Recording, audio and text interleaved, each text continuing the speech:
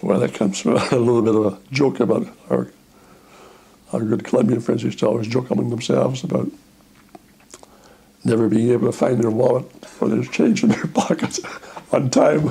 Yeah.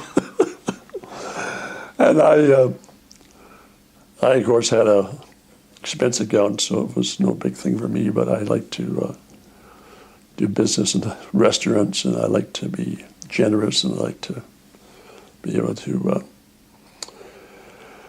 entertain people that way. And I think a lot of these third world cultures, or the majority culture countries, even though they don't have much, they're very generous people.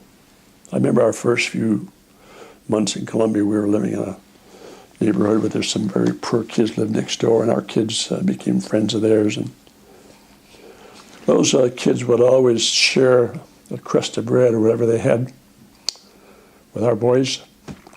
Our boys would come into the house and ask if they could have some cookies to give to their friends, and that was good to see them learning generosity from these very poor people.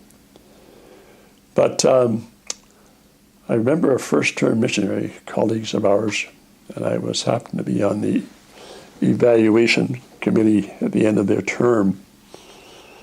And this couple had unfortunately fallen into some kind of a lifestyle pattern where they were just so concerned about saving money that they came across to the Colombians as being cheap.